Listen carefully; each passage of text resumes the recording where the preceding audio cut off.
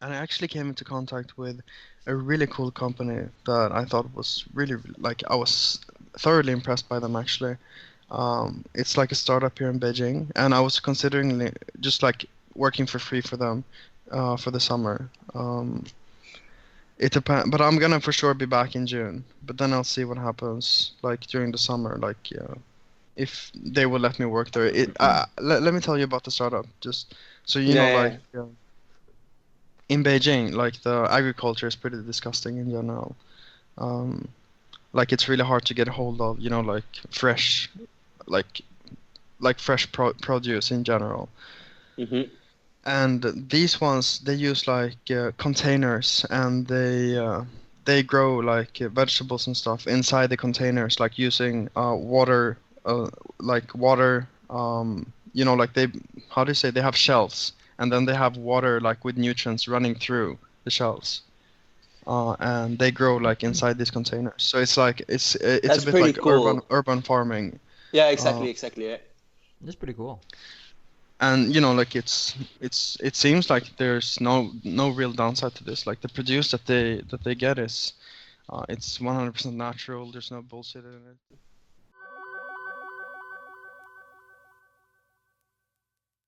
Hello, business people of the world. Today is Sunday, May 28th, 2017, and welcome to Business Tribulations, where we talk about business and economic events from around the world. Today, in news, we will discuss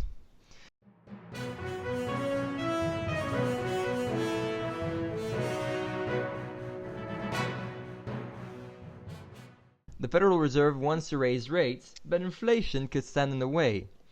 British Airways has a problem with a computer system which caused delays all over the world, and we will be talking about the G7 meeting that happened last week.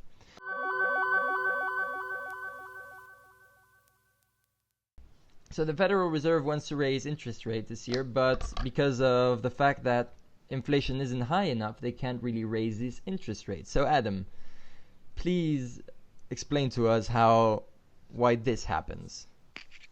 You are a financial expert. You should know. Thank you, Alonso.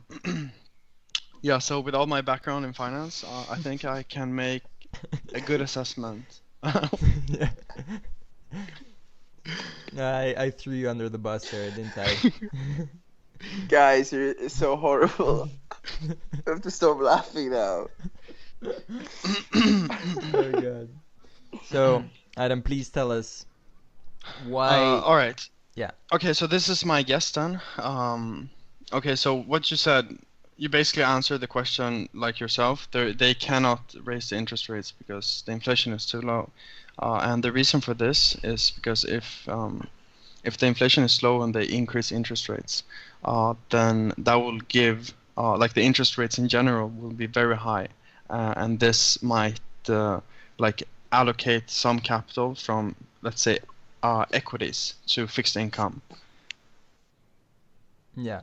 So, And if that doesn't really make sense, what I basically mean by that, bonds, for example, are part of fixed income. And if fixed income generates like more interest than they usually do, then that might allocate capital from, equities, which is stocks in general, and make them less profitable. And if they would increase the interest rates like this, then they would effectively um, like reduce like the, how do you say, the demand of stocks. because they would give less money, interest. I mean, Yes. okay. Yeah, So, because fixed income would become much more attractive all of a sudden. And like if you can invest in a bond that yields a 5% return instead of a stock that yields 5% return but with much higher risk, then you would go for the bond, right? yeah.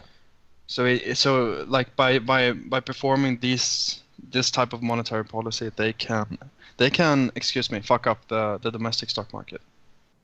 So but then why would they want to do this then? I mean, why would they? I mean, I know they would want to raise Oh, there's many. interest rates, Yeah, there's many but there's many reasons why you would want to increase the domestic interest rates, and one of them could be, most of all, because they want to be able to how do you say, attract more foreign capital.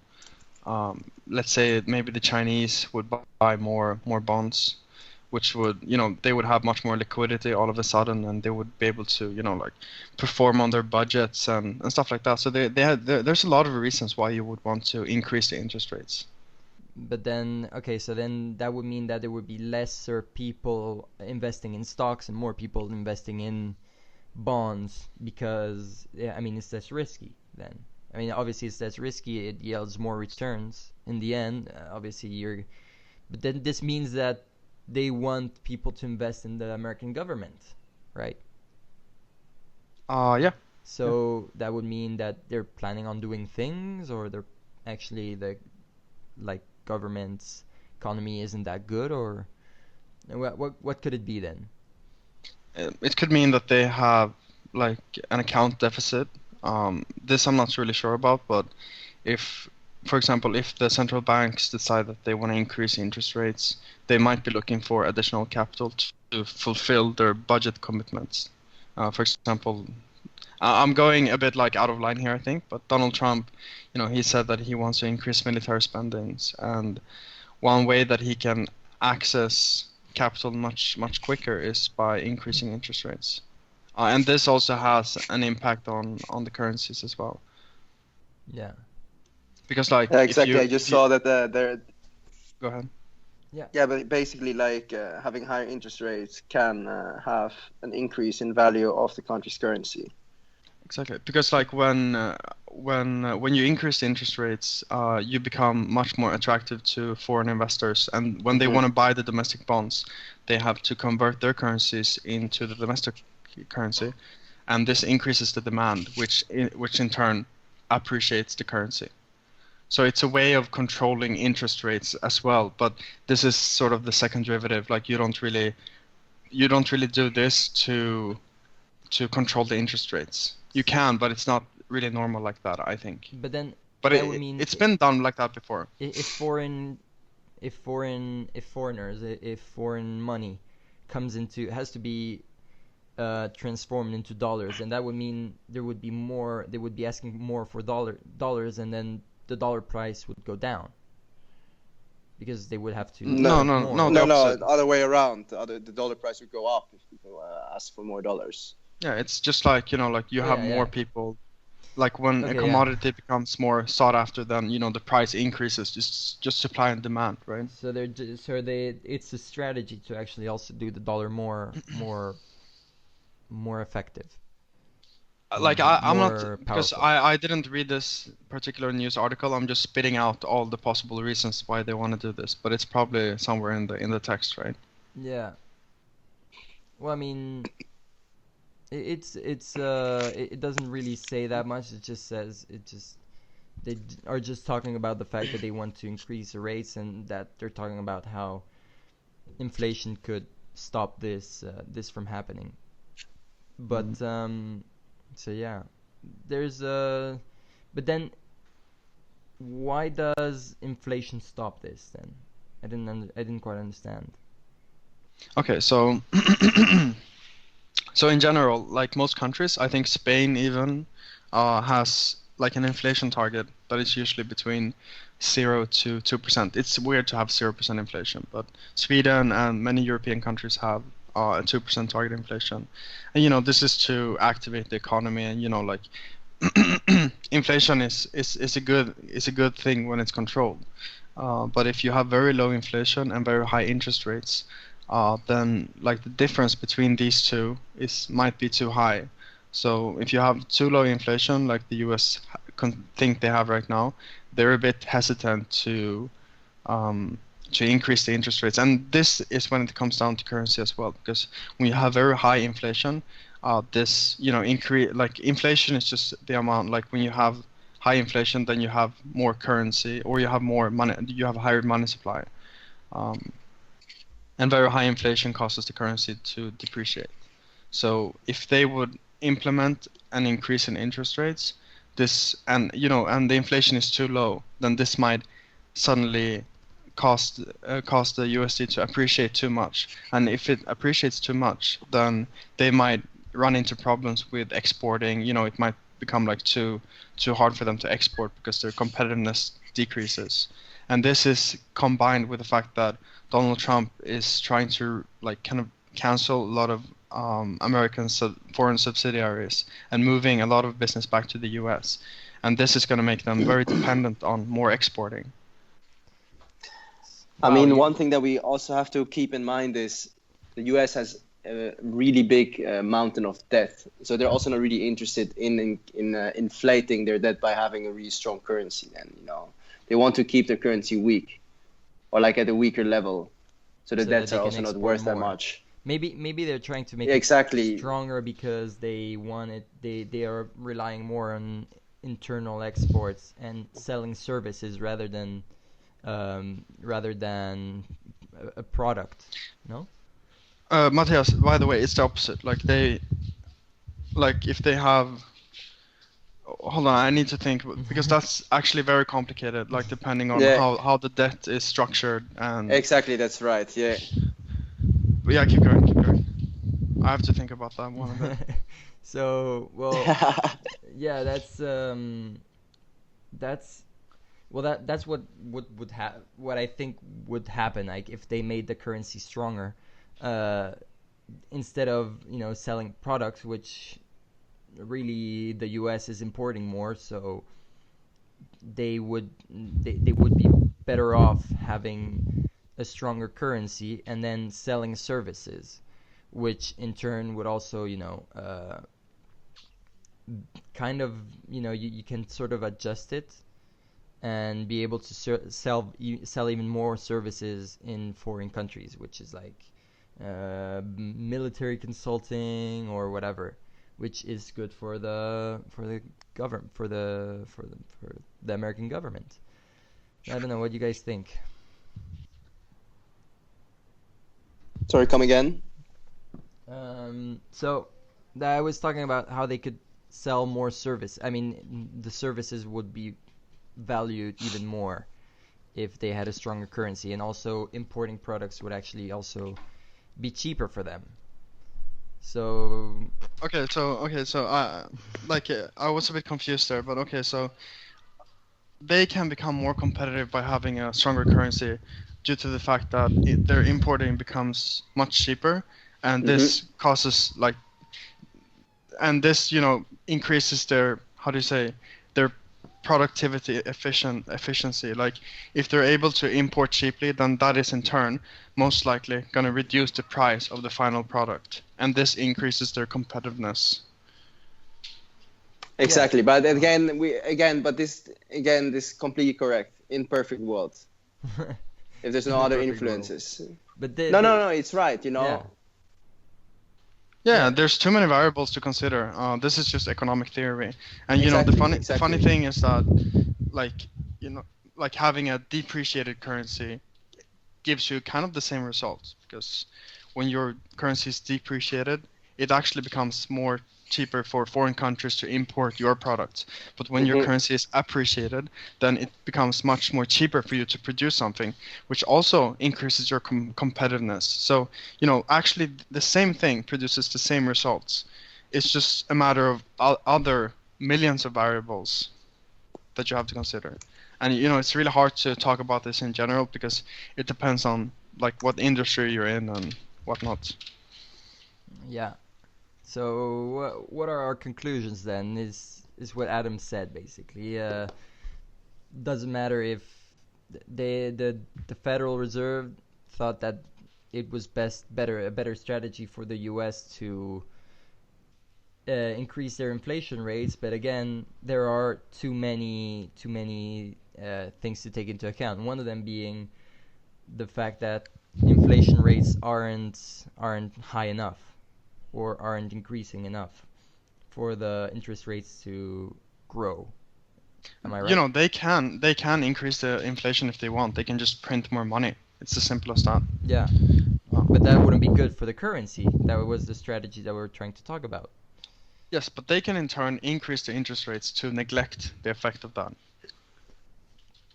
But this overall, is too unnecessary. Yeah. Yeah, it brings you to the same position. Yeah. So, it doesn't make any sense to do it. Yeah. So again, we're at an impasse, as they say. British Airways cancels all flights from Gatwick and Heathrow due to IT failure. So all the flights going to these two airports or leaving these two airports have been cancelled due to the fact that there was a problem that caused, all the booking and all the passenger information, the luggage information to be lost or kind of be irretrievable.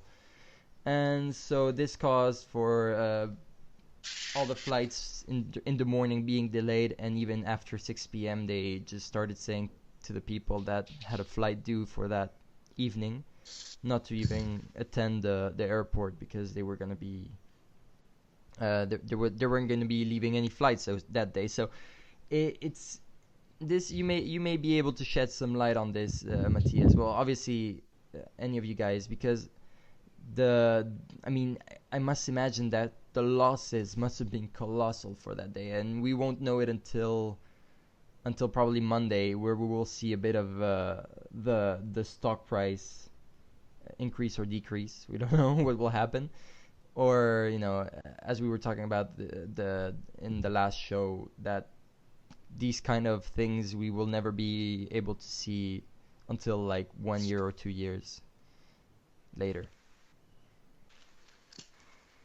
Yeah, I mean, the damage, I have no clue because I have no idea how it is structured. I mean, there will be a lot of claims for damages, people missing flights for holidays, for businesses. I mean, having to cancel all the flights for a weekend is quite a setback.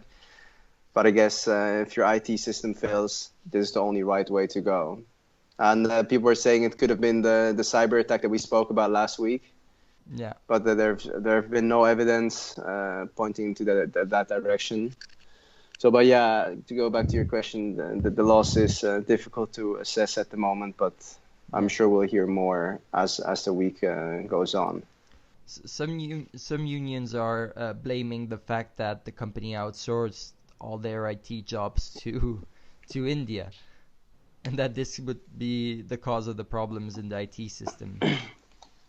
I mean, a lot of UK companies have already gone this step and outsourced a lot of IT services, customer services to India, just for cost reasons. But this, I'm sure companies are also smart enough not to take this step if they would know this could jeopardize their operations, like in such a case like today. I mean, the damages are, historic. Yeah. Yeah, I mean... So basically, I mean... Yeah. Sorry, keep going. Yeah, no, I mean, it's just that it's also the two major airports where British Airways is. So there's like the most flights going to and from these airports. So the losses, it's not like the IT system in Milan goes down and then there's like, okay, well, there's 20 flights that day that have been cancelled, and okay, it sucks, but this is like hundreds of flights and thousands of passengers that have been affected. So I mean, I have to say I've been pretty lucky in this sense because I flew out on just 1 or 2 days earlier. Yeah, from London, right? Hello? Sorry, hello, yeah. From London. Yeah, exactly. I flew from Heathrow actually. Yeah. So yeah, it's From Heathrow or fro Heathrow. Guys, the expression to and fro is you can use it. You can use to and fro, okay? Let's not make it All right. into a language show. Let's let our fans discuss in the comment section. Can you say to and fro, dear listeners? Anyways, so and well, I mean, I guess we should see tomorrow in the stocks if would this affect the stocks, Adam? Do you think? Yes. Yes. Thank you for your Probably But negative. exactly, the question is how it's going to affect. Obviously, there will always be an effect. um, So, guys, go buy some stocks, yeah? yeah, let's go buy some British Airways stocks after everybody sells them. Well, um, that's this. So basically, what are the conclusions? Just what? Don't outsource IT systems to other countries, or No, no, Alonso, I can't say, that I would agree with this because no, like no. we still don't know why the failure came along, I, and just blaming the outsourcing to a specific country is pretty. no. I agree. I agree. I was just And the joking. union doesn't have any hidden agenda by, blaming that outsourcing, right? Well, of course, the union would want all the jobs to come from Great Britain, you know. Yeah. So Yeah. that's Yeah. that's they're probably saying that just to say, oh well, you're better off outsourcing these kind of jobs to directly in the country, because obviously it would be, I guess it would be easier to fix it if if they didn't have the IT central in another country. Not even because if it's in India, but another country directly. I mean, it doesn't matter if it's in India or in France. It sucks because you need to bring someone in to be able to assess the situation and fix everything. Um, but I think something to learn about this is that even huge IT systems managed by hundreds of people, they can fail, and I guess that, I don't know if you guys agree with me, but we should put in place, like a lot of backups in case something like this happens. Okay, so I just want to Exactly. add one thing in here. So, it's kind of interesting how, the union, they use this to gain traction and to, make more people agree with them, and the fact that you should probably not outsource these kind of services. But nobody would say anything, most likely, if British Airways used a more cheaper IT system. Well, I guess the result is the same. It You end up is. having an IT system that does its job because up until Saturday they didn't have any problems. so So I don't know. It's not about making it cheaper or not. It's about obviously having the people that you need available for in case this happens. But my opinion is not about having the people that you need to have available. It's about having a backup in case something like this happens instead of delaying flights Do for you a whole guys think day. it's bad that they're outsourcing this?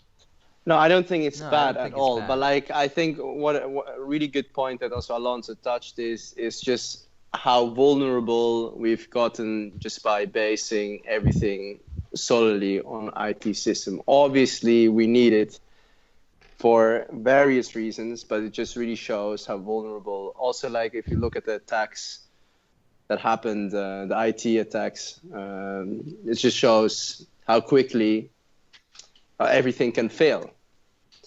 So yeah, so Yeah, it's moral of story, we imagine need if backups. There is a need for backups for sure. If imagine if these damages are really that substantial, there is a need for backup. yeah, well, imagine Yeah, if Uber had a failure like this. I mean, they base everything on information technology, on Internet of Things technology. So it would imagine that if there would be a failure on that, it would mean no gains for a whole day, which would in turn not only affect all the workers, it would also affect the company itself and also its reputation. This is obviously a very um, very bad thing for the company's reputation. You don't know because flying if Uber fails, you just take a taxi or take the subway. But you're flying, you gotta prepare all your luggage, and then you gotta go to the airport 2 hours before, and you're ready to go see your family, and then your flight that just gets delayed like for an hour or two. I don't know if you guys, you guys probably have lived this, having huge delays on the flight, which Yeah, exactly. which sucks a lot, and it really kills your entire day. Just a 2 hour delay. And imagine having an entire day of delay. How much this can affect you. You wanted to go to see your family or your friends Saturday and Sunday, and then come back Sunday. And a 2 hour delay means 2 hours not being able to see your friends or family. But a 1 day delay basically means just your weekend is fucked. Sorry for the expression.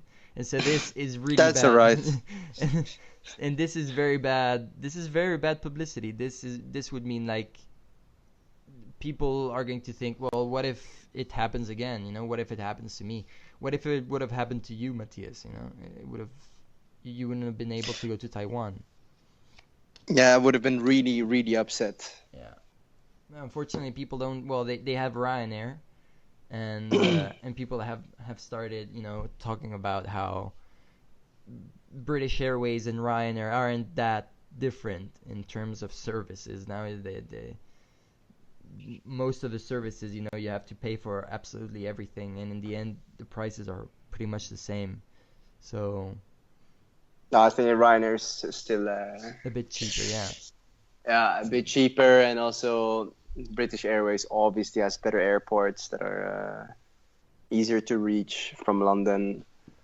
So there are still some benefits, but yeah, exactly. The services, the service that they offer, included in the rate, they have decreased drastically. That's true. The G7 meeting. Matthias, please tell us, give us a brief overview of what's been talking about in the G7 talks this week. Exactly. So in the last few days, the G7, seven biggest nations, have met. First time Trump as president. So, and the topics were basically to speak about and look at the climate change. As we know, this topic has been quite difficult during the G7 meeting. As we all know, Trump has quite a different stance on climate change, as we also saw from his from the people he put in place to combat this. Even people that deny that there's climate change and that we caused this. Secondly, they also wanted to speak about the refugee crisis, and hence the location that was chosen for the G7 meeting in Sicily, to basically put an exclamation mark on the issues that we're facing in the Middle East with Syria and Africa, where there are still millions of people hungering, and that there is an immediate need for assistance and foreign aid. And last topic, or one of a very big topic as well, was the free trade agreements and how to move forward in the future. A lot of nations were a bit worried or unsure of the position that the US is going to take. But luckily, and that's a really positive aspect, the US have been very cooperative, speaking about the free trade, and also share the vision that this is the way to go in order to sustain growth for all the countries involved. However, with the refugee crisis that we're having right now, although it was agreed to move forward with the promised UN foreign aid of 6.9 billion US dollars to immediately help the occurring problems, there have been no new additions in foreign aid. So as we see, on the overall view, the G7 meetings weren't really giving that much clarity on a lot of topics. So it was just like highlighting that at least a free trade is going to continue and strengthen the bond between these countries. So So there's okay, so we got free trade that they were all agreeing upon. So this could mean, potential growth for all these G7, all these members of G7, which are Canada, Exactly. Not Japan, UK, France, Germany, and Italy. Yeah, sorry. Yeah, exactly. Not only for the G7, but like also for the rest of the world, because in the end, these are really big trading partners also with other countries. So it's good to see that the US is at least on this point reasonable and cooperative, Yeah. and doesn't and agrees on breaking down the protectionistic viewpoints of other countries. Yeah, but But then sorry, yes. then there was the partnerships that Trump has been actually talking against, which was the partnerships between Canada, US, and Mexico. The Exactly. economic partnerships, because he was saying that this was affecting the competitiveness of the US markets. So I think he's more about he in terms of trade he agrees, but I think in terms of making like making all countries equally competitive, making certain products, he's thoroughly against, which I think it's not bad either, because if your country is good at making cars, then you wouldn't want to reduce your production of cars to so that let's say Russia can make just the same cars, which would be very bad actually. I wouldn't buy a Russian car. No, but like For example, it's you like made a good point. it's like you in Switzerland. You wouldn't buy Spanish chocolate. You would prefer Swiss chocolate or Belgian chocolate. You know. Again, every Okay. country has a bit of a specialization. Sorry, what were you gonna say? No, it was just like you actually raised a funny point, that Trump wants to carry on with the free trade, but wants to stop the NAFTA that they have, Yeah. Canada and Mexico.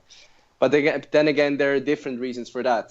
And as you raised correctly, especially like the automotive industry, Trump wants to get back the jobs into the States. And these are jobs, and that they're really strong in producing cars. So these are a lot of jobs that could be brought back into the United States. And you're also right that a lot of countries want to specialize in something. And this is also, again, economic theory, because when you specialize in something, you can get the most gain out of it. But yeah, it's at least a positive side out of the G7 meeting, I would say, and a very important part as well. Yeah, but it was like this thing. Sorry, I may probably going a bit off, but it's like we were talking about with the French election. That Macron wants his agriculture to be competitive in the products that in the agriculture that is best for France, for the French climate and everything.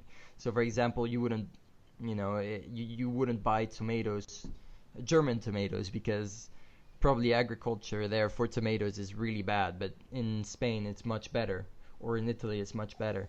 So, and for example, the EU wants to what the EU did was making it so that every country can sell tomatoes at the same price and the same quantity. Not the same price, but the same quantity. Right? Yeah, So no trade tariffs. yeah. So I don't know.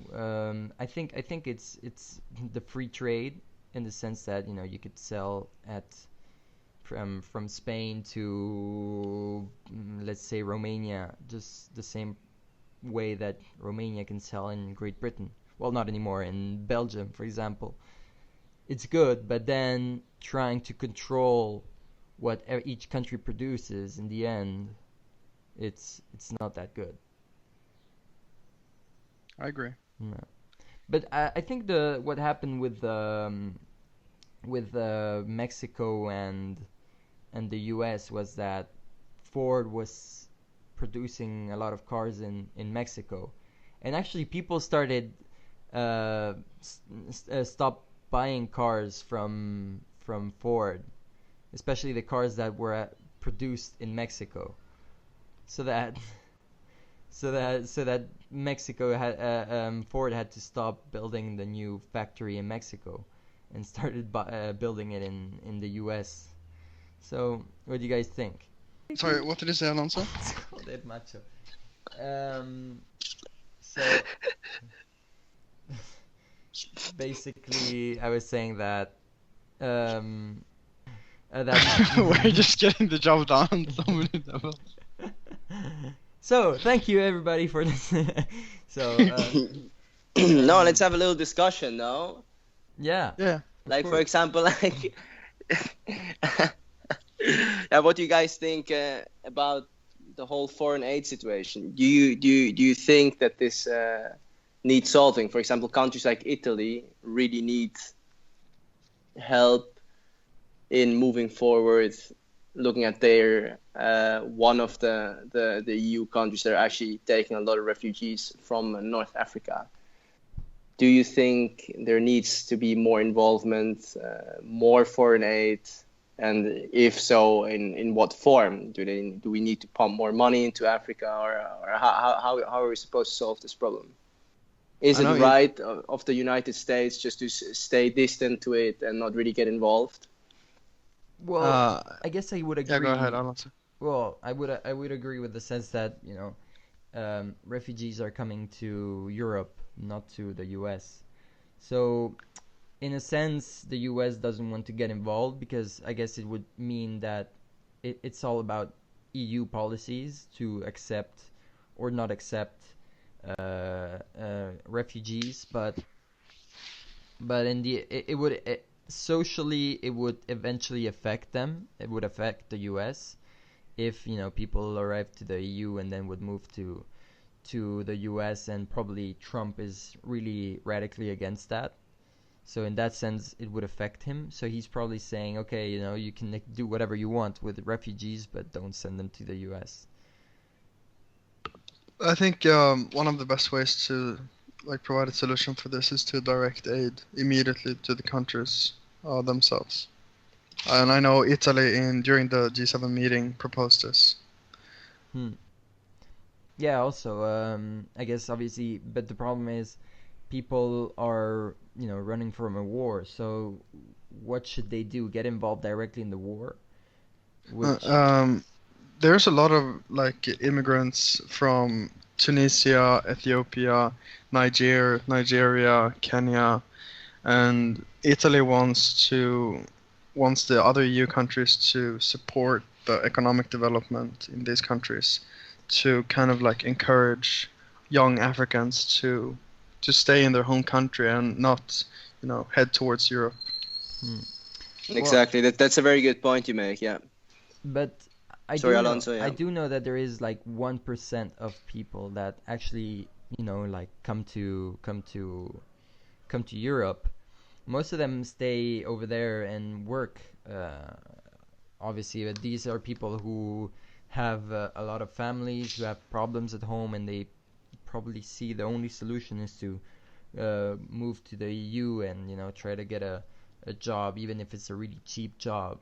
But so they can send a little money over there that would actually mean a lot of money, even though they would be suffering here. Or maybe, but most of them actually stay there. Most of them actually stay in their countries and try to uh, work and try to keep their country afloat. But most of the people that are leaving, and the refugees especially, it's because they're fleeing from a war rather than fleeing economic despair.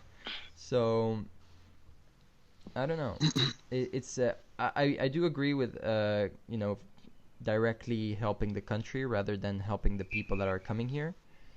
Um, so that eventually it will stop people coming, and but there is also a lot of corruption and a lot of mm, you know e- e- economic problems because there's no money for they're not investing money for economic growth, just personal growth. So I guess they should also kind of guide the politics in the other country, but this has happened in Libya. which cause a huge war eventually. So it's a complicated matter. I don't know. What do you guys think? I mean, that's completely right, you know. But like wherever we interfered, actually, we left a bigger mess behind. If we remind ourselves, or the Arab Spring, sorry. I mean, the countries are in shambles, basically. As you said, Libya, for example, Yeah. and Syria. How's Syria gonna end? I mean, and we touched it I think last week as well, with the problem with North Korea. You know, who's going to be there then to clean up the mess afterwards? Nobody wants to And I clean mean, up. exactly. But I think a long-term solution, and we have to look at the long term, is obviously to assist these countries in developing a stable economy that would make their own domestic economy flourish and be more attractive for the young people to stay then, you know. But this goes from education and creating the right jobs, finding the specialization that the country can work in, and not being exploited like crazy. And we already see this as well, that a lot of, for example, Chinese companies have done big investments in places like Eritrea to build railway networks and everything to start building the infrastructure that is needed for a solid economy. But I think, and this shows that the G7 are not pulling all on the same string. You know, it needs the effort from everyone, and not just disjointed efforts to Yeah, I actually agree. give effective help. Hmm. So But yeah, yeah, I do agree that probably investing in infrastructure would be the best course of action for this. But obviously, the problem is that you got to know what to invest in, and just simply talking exactly. about investing into a country is okay. But I would agree more on the fact that they agreed on what to invest first in these countries. They probably have a lot of resources to make an economic assessment of what the country needs best, whether a good infrastructure or a better, better politics, or less corruption, or more jobs, or it's complicated. So and what about the he was they were also talking about how about climate change, didn't they? In the Yes, G7. exactly. They were also speaking about climate change, and also they didn't really reach a consensus, because like as we know, like there are people Yeah. in the U.S. government appointed by Trump that even deny that there's climate change, Yeah. or that we are actively contributing to the warming of our planet. So obviously, I mean, the discussions there were pretty 1 against 6, yeah. Yeah. Have you guys seen the movie Snowpiercer? I The haven't. the No. one of the train that like goes through. Oh yeah, no, I've seen it. Yeah. Yeah, with the guy from Captain America. Yeah. Yeah, that there was a lot of climate change, and so they essentially just put like a product onto the in the clouds and everything, and it to cool down the countries, cool down the world, and it cooled it down too much, and um, eventually just froze the world over. And Yeah. so I see when Matthias is saying that there's people who say that the global warming is not affected by us. I see them, trying to develop a product like this to release into the atmosphere, and eventually reaching that point of going into a train round around the world until until it blows up or something. If you guys haven't seen the movie, you guys gotta see it. You gotta see it. It's interesting. Raises a few philosophical points, but I guess it's not really the best movie ever. Not really, but I think it's kind of worth seeing. Yeah. I mean, like, and to go back to speaking about, I mean, the US only signed actually last year the ratification of the Paris Climate Change Agreement. So, I mean, and now we're back at a point where we have to think, are they going to drop out of this agreement, you know? Yeah. So, yeah. Yeah, shit. I mean, I think with Yeah. China and India doing a major change in their way of producing and everything. I think a major effect, like causing agent would be reduced, kind of like reducing the climate change until like actually a worthy US president actually agrees upon taking action against climate change. But obviously, like we didn't. I don't know if you guys know the main causing agents for climate change, which is actually cattle. They Yeah, cattle pooping, right? Yeah, Or cattle farting. Yeah, poop. methane gas. Methane. Yeah, methane. They produce a lot of methane, and it's actually the like 50% of pollution is caused by it. Not cars, Oh my God. not factories. It's freaking cows. So you guys should stop eating meat if you Meat. want to help change No, thank you. the world. not like all meat, but like cow meat. I actually stopped it. I The just best eat meat. chicken and No, pork. exactly. Yeah, but pork is the same, man. Yeah. My friend. Yeah, but they're kind of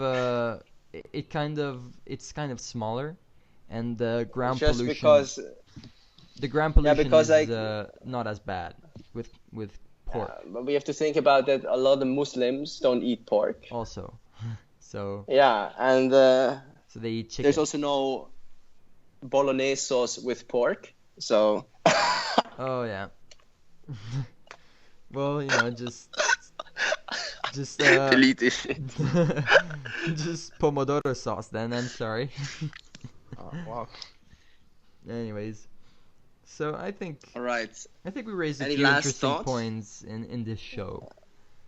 We talked about the Federal Reserve and about the economy. I actually gained a better understanding of inflation and deflation and the effects of it. Thank you, Adam, for your explanations. It was actually Thank very you. interesting. And then we talked about fail-safes in the IT network and how you have to be careful with these things, especially if you rely heavily on it. I mean, if you just you have a web page and it gets affected, and it's not that much of a loss. And then we talked about the G7 meetings, which is we talked about free trade, which I think we can all agree on that. Free trade is good, but then trying to control the markets is not as good. I mean, especially Yeah, because that's correct. in Spain we've been affected a lot of because of this. Because of the fact that we can't sell as much fish or agriculture products as before. As before EU. So it's interesting to see how we can change this eventually, and what we should do. So please put a comment down below and tell us what you think. So do you guys have anything to add? I think you wrapped it up pretty well, Yes, very well. and thank you very much. Yeah. Well, Adam, do you have anything to say? I think, as Matthias said, you wrapped it up very well. Perfect then. So this is all for today in economic news. Thanks for listening, and you will be able to read everything we talked about using the links in the description down below.